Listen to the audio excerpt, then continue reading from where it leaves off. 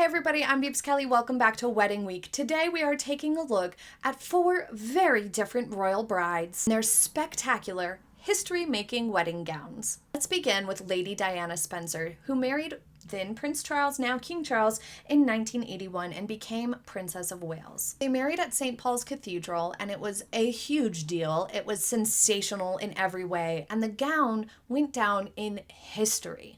It was made from ivory silk taffeta and antique lace. It included a 25-foot train, a 153-yard tulle veil, and she wore the Spencer tiara. At the time, it cost about £9,000, but is now valued between $40,000 and $100,000. It was designed by David and Elizabeth Emanuel, who said that it needed to be suitably dramatic to make an impression, and I think they outdid themselves. They really went above and beyond with the drama on this dress. It was made with specially made silk taffeta, and it was hand embroidered with 10,000 pearls and sequins centering on a heart motif, and its bodice was frilled with antique lace and the sleeves with lace flounces. There was also an 18-karat gold horseshoe stitched into the petticoat for good fortune, and a blue bow was also sewn into the interior of the waistband. In fact, after it was too late to change the design, they realized that the train especially, but the train and veil were way too long and big to fit into the glass carriage that was going to transport Diana to the wedding. So they had to shove it in there anyway, and despite Diana's best efforts and everybody's best efforts, I'm sure, the whole thing ended up very, very wrinkly. The dress itself was covered in wrinkles.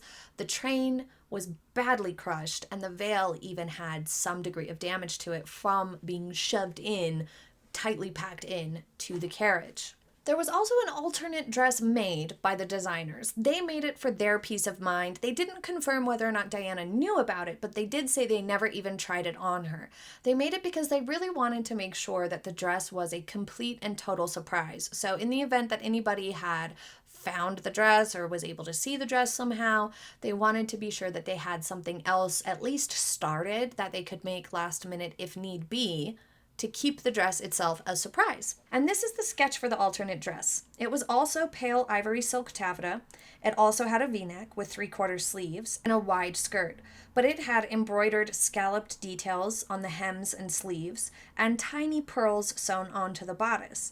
Perhaps it would have been less intense. Quite frankly, I think that this looks much more beautiful than the dress that Diana wore on her wedding, simply because the sleeves I find to be so overwhelming, especially paired up with the ruffles along the v-neck. It's just so intense and over the top and overboard. It's just way too much volume happening. So I find the sketch for this to look way more appealing, and I think would have been way more beautiful on her in terms of like timeless beauty as compared to what she wore, despite what she wore being very iconic. Don't come for me.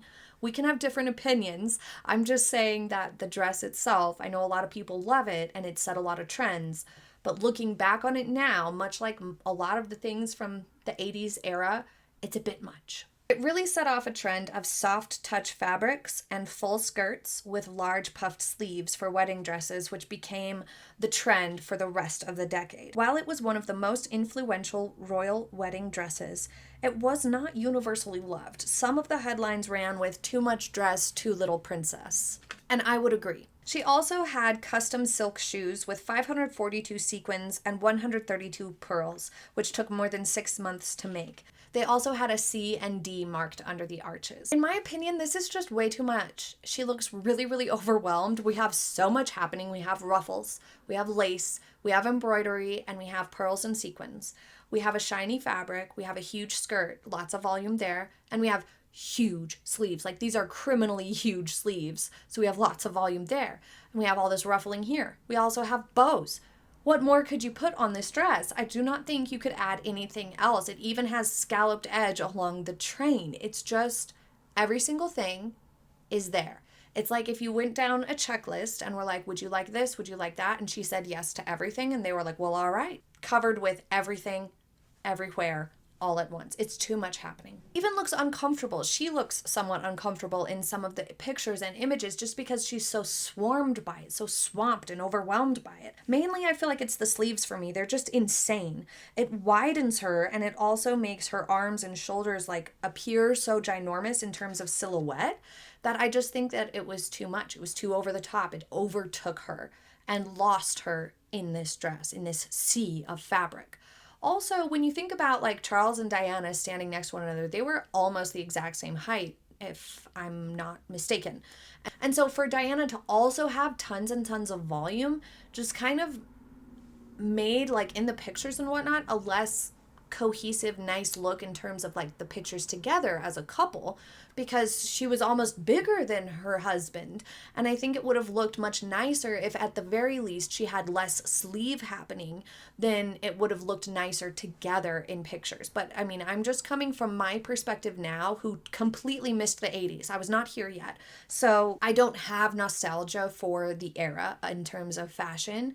So no offense, but it was not the most flattering dress, and it was a little bit much. One positive is that in contrast to those huge sleeves and voluminous skirt, it did make her waist look even more small and accentuate her figure in that way. And I feel like with this sort of exaggerated silhouette, you would want to do less in terms of all the different fabric changes and embellishments, incorporating all of the lace, ribbons and bows and sequins and pearls and embroidery is just too much when you already also have a tiara and a veil and a train and an exaggerated silhouette.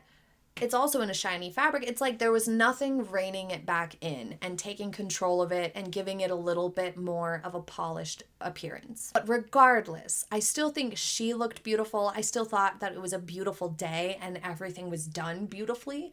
And she looked magnificent in the carriage, and there's no denying how historical it was and what a big deal it was. People had waited so long for another like really big deal royal wedding. So I think that it was spectacular in many ways. Just my personal opinion of the dress and critiquing it now, it's not great. But what did you think? If you were around at the time, did you like the dress? Did you not? Looking back now, did your opinion change on the dress? I'm curious to know.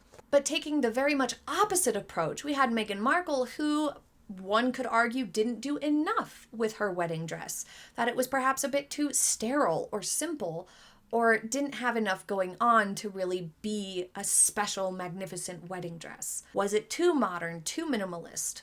Let's get into her dress next. Some articles stated that Meghan Markle was channeling Princess Margaret's Norman Hartnell silk organza dress for her first wedding, keeping things simple and trying to set trends for years to come.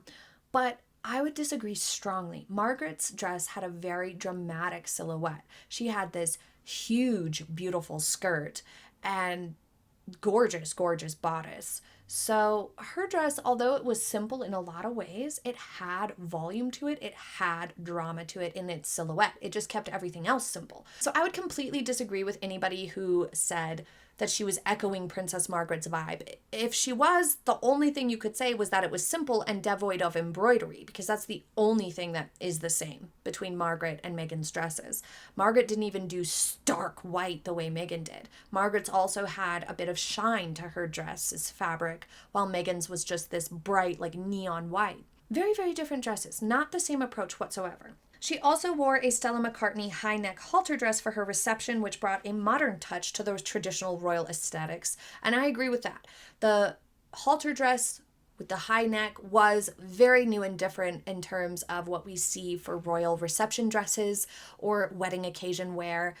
I didn't particularly love the exposed shoulders in it. It was very much drawing the eye right there to that contrast of where her shoulders are and it meets the halter neck. I think it would have been more flattering to do something a little bit different or have some sort of maybe like shawl or something. I don't know.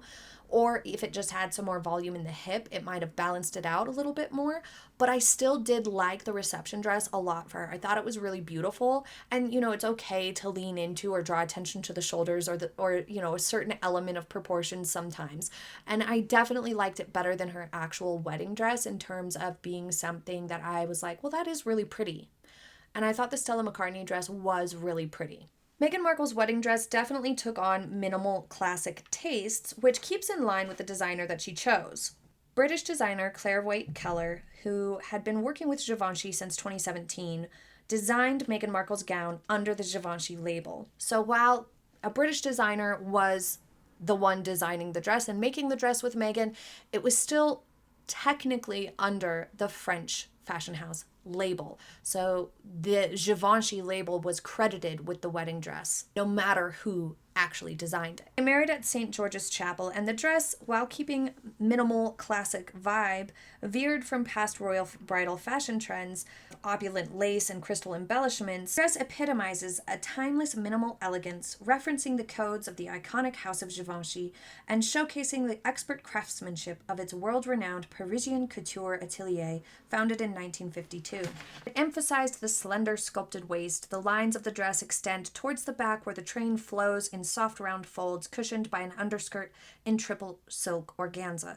The slim three-quarter sleeves add a note of refined modernity. The Duchess and Miss Waite Keller worked closely together on the design, and Meghan said, "I had a very clear vision of what I wanted for the day and what I wanted the dress to look like. So what was amazing in working with Claire is that sometimes you'll find designers try to push you in a different direction, but she just completely respected what I wanted to see for the day, and she wanted to bring that to life for me. In so many ways, you are capturing dreams that as a girl and as you become a woman, you will have been thinking about for years." So according to Meghan Markle herself, she always wanted a three-quarter sleeve and a bateau neckline, and this was really very much what she wanted, was something really simple. And Givenchy does oftentimes go for simple aesthetic and modern twist on things, but they tend to have a little bit more of a classic vibe to their designs. What I found particularly peculiar was that previously, when Meghan Markle was acting on Suits, her character, Rachel Zane, got married. Now, I never watched the show, but I did look up the wedding dress that she wore for it, and this is what it looks like. The V-neck situation isn't the best, but it is better than the boat neck because it does create a little bit more elongation and vertical line, and it's not as widening to the shoulder line. The belt is at a nice place, and the volume of the skirt helps to balance out her overall silhouette, so I thought that paired up with the movement in the skirt created a very nice, more delicate and soft look for Meghan Markle than the one that she chose for her wedding to Prince Harry. But when asked about this dress, Meghan Markle said that she wasn't really a big fan of the dress that she wore for her wedding on Suits. She said, "It's not my personal style. I personally prefer wedding dresses that are whimsical or subtly romantic."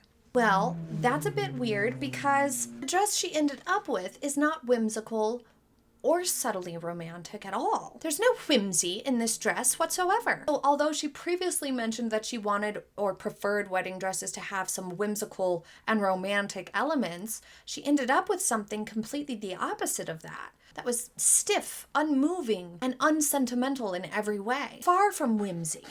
Overall, the dress itself was so bright white, so stark white, it was almost too white, and it didn't have any sort of sheen to it or any sort of movement to it in light. It was just bam, the whitest white you could possibly think of. That's why some people call it neon white or tic-tac white. Like, it's just intense.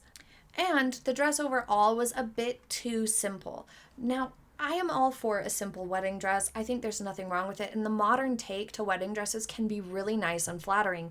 And it can actually draw the attention to you, yourself, and your face and whatnot, rather than the dress being super intricate and overwhelming. And in contrast to, like, for example, Princess Diana, where her dress went too far in the other direction and was not great either, this one might be the exact opposite end of the spectrum. Far too simple. And the reason why that came into question and became a problem at all was in part due to the creases and wrinkles forming on the lap of the skirt. Due to the fact that the rest of the dress was so incredibly simple, that became really obvious. Having those wrinkles there became a focal point, unfortunately, because there was nothing else to the dress to draw the eye away from the wrinkles. So you just sat there looking at the wrinkles. They stood out in an unfortunate manner. Also, this bateau neckline created a top-heavy silhouette. A fuller skirt would have been much nicer and complementing to her figure by bringing some degree of balance to the exposed shoulder, or by simply changing the neckline, she could have gotten away with the less volume throughout the skirt. It also appeared to be a little too tight in some places, like for example around the armpit and around the thighs, but having too much room in areas like the waistband and the sleeves. And then combined with the color, the bateau neckline being all harsh and straight across, The whole combination of things made it look really harsh and somewhat boxy. The overall look came off as really, really stiff. She also had a 16.5-foot silk tulle veil, which featured embroidered flowers, which was also created with special sentiment, representing the distinctive flora of all 53 Commonwealth countries united in one spectacular floral composition. Winter Sweet, which grows on the grounds of Kensington Palace in front of Nottingham Cottage, and the California Poppy, the state flower of California where Meghan had grown up, were also among the flowers included. She paired her veil with the Queen Mary diamond bandeau, tiara, and a Cartier bracelet and pair of earrings. The diamond bandeau is English and was made in 1932, with the entire brooch dating from 1893. The designer noted the challenge of translating the classic elegance of Givenchy into contemporary dressing and creating a dress that was timeless but modern by sticking with an icy white shade, clean and minimal lines that flowed into a polite train, screened in the light translucent veil and delicate white floral embroidery along the veil. The goal was contemporary royal elegance epitomized in an haute couture gown. Ceremony sans opulence, romance without the fuss is the quote from the designer. Classic and simple is the name of the game, perhaps with a modern twist, Meghan said. I'm not quite sure that they hit the mark. I don't see it as a particularly timeless, trend-setting sort of a dress because of the harshness of the neckline, the sleeve, the overall dress itself just looking really rather boxy and stiff.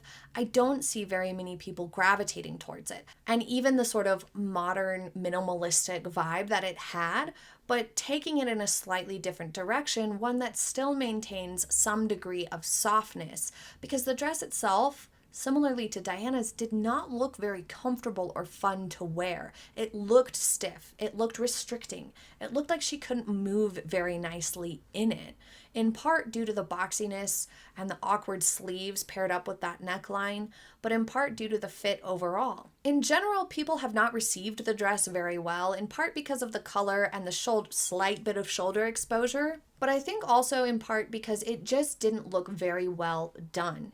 It just didn't look finished to the eye. It looked like a markup. It looked like the thing you make that then you put the dress on top of. You sew the dress on top of it. It looked like the blueprint for a dress. And that was the most common comment I heard about this dress, was that it looked unfinished, incomplete, like it was the practice run or it was waiting for the finishing touches and embellishments. There wasn't enough to it to give it that finished, polished vibe. There's lots of things that could have been done to help it. In fact, I have a video or two that I will link for you guys to see if you would like to go and watch, of some alternative wedding dresses that would have been much more flattering on Meghan Markle's body type, bringing in a bit of an element of softness to help flatter her better. One of the things that I found very telling when researching this dress was that Meghan Markle commented that this particular designer did not try to push her into any different direction and just went with whatever it was that Meghan wanted.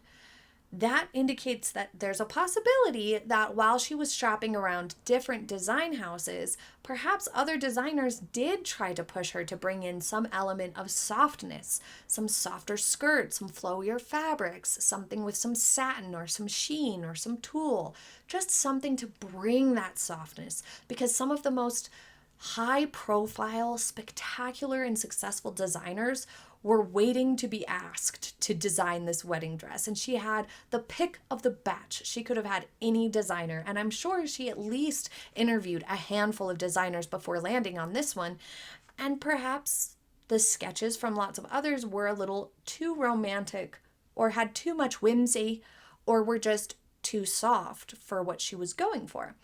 I'm not sure what made her gravitate straight to something so harsh and stiff and sort of intense, but it definitely had a polarizing effect from the public. The other thing that people tend to criticize about her look on that day, and I can see why, is her hair and makeup. Her hair for the wedding reception was different than her hair for the wedding ceremony, and I would argue her reception hairstyle would have been better suited to the ceremony. She could have just had the same hairstyle all day. Or even our next bride had a perfect hairstyle that would have worked well for Meghan Markle's wedding ceremony. This sort of messy look of these loose ends hanging down and the sort of droopy looking chignon at the back I think gave the impression of too much visual noise and just didn't look polished enough. I think that a tighter chignon would have served her much better because you have a veil, you have a tiara, and then you have this stark, harsh white neckline happening here. So you really needed a polished hairstyle. That would have allowed the tiara to be more of a focal point. But because she has dark hair, you have the tiara sitting there, you just kind of glaze over it. The tiara didn't really catch the eye very much because you go straight to the stragglies of hair and then this harsh line of the neckline of the dress. You don't really get to notice the tiara as much. It's not as much of a focal point as it really should have been with how big and beautiful it was. As for her makeup, I personally think her makeup was just fine. She didn't have too much dark makeup happening. Although her eyelashes were clearly, she had some sort of like lash extensions or false eyelashes placed, they may have been a tad bit too much for the day.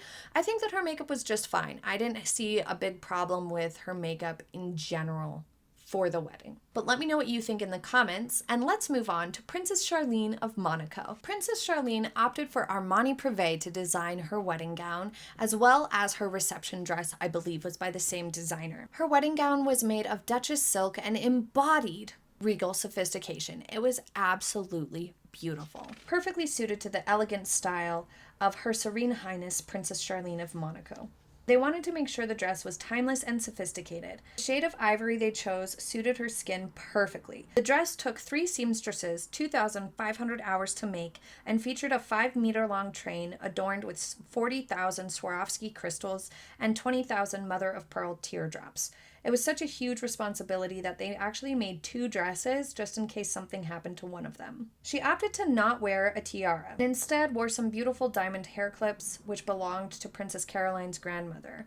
She did have a tiara made by Van Cleef & Arpels, but she decided to wait to wear it for her first official engagement. Because the train was so big and the dress was so heavy, she switched into a second Armani Privé creation for the official wedding dinner and ball, so that she had something that was light, soft, and easy to move in. It was a silk chiffon gown featuring an ethereal 4-tier train. So the embroidery on this is absolutely stunning. This really could have helped Meghan Markle's look, in fact. So both Princess Charlene and Meghan Markle have broader shoulders, but there is a huge difference. Can you spot it? Princess Charlene is quite tall and she does not have a short torso. Her body proportions are very even. She has a balanced torso to leg proportion. She also has a well-defined waist. On the other hand, Meghan Markle has a shorter torso and a less well-defined waist. They both have the wider shoulder line. The benefit of having a little bit more length to your torso and a well-defined waist, as Princess Charlene has, is that even if you have broad shoulders, that is still looking really balanced to her overall frame. It has room to sort of disperse visually, so to speak. Whereas Meghan Markle, it kind of ends up looking more like a boxy torso with the wide shoulders, and it tends to dominate the look overall because there's less room for it to disperse. It's very punctuated by the shorter torso and lacks that well-defined waist to sort of balance it out or counteract it, so to speak. Once again, I will reiterate, broad shoulders are not a downside. They are just one element to someone's frame, if you have them, that require a bit of balance in your look. So if Meghan Markle's dress had some degree of embroidery on it somewhere, it would have helped to give a different focal point somewhere else for the eye to go and encourage a bit more movement and flow to the dress overall. This folded neckline is also really beautiful, very beautifully done. I do still think that Princess Charlene could have benefited from a little bit more volume at the hip, or even like a bustle style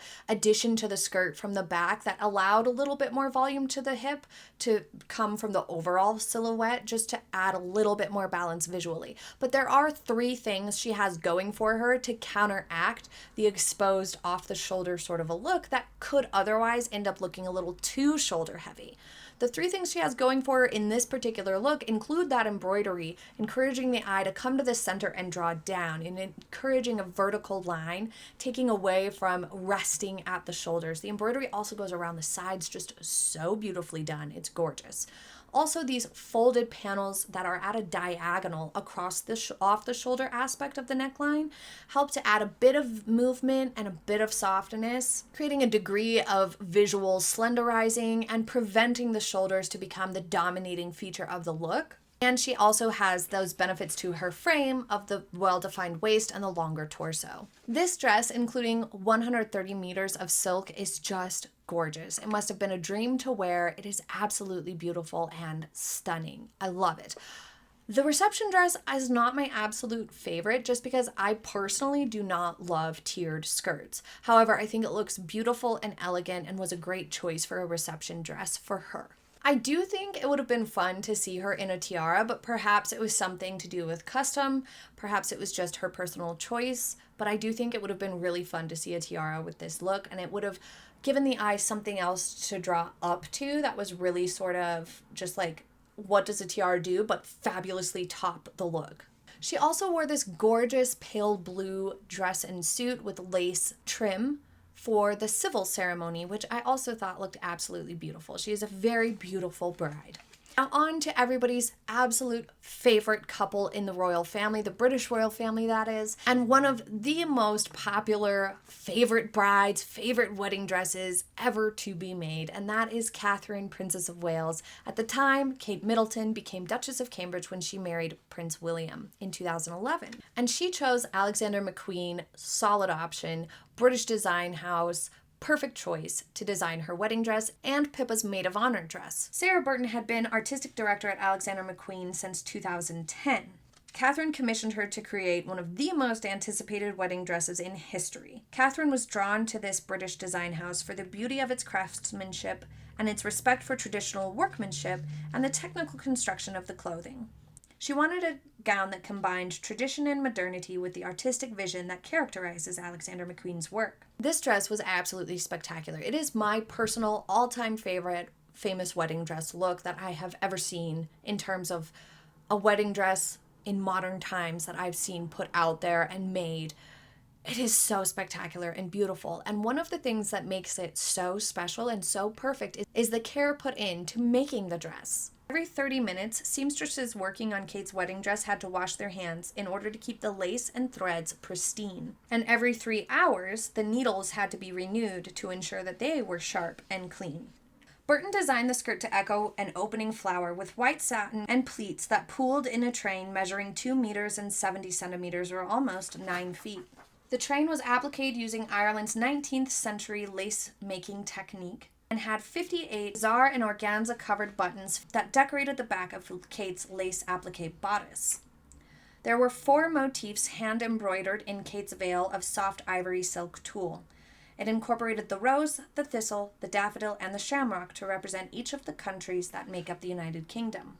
She wore the Cartier tiara, which the Queen was gifted on her own 18th birthday. Contains 888 diamonds. Her bouquet included 5 different types of foliage, including lily of the valley, symbolizing the return of happiness, sweet William, representing gallantry, and, of course, a nod to Prince William, hyacinth, symbolizing constancy of love, ivy for fidelity, marriage, wedded love, friendship, and affection, and lastly, myrtle, the emblem of marriage and love.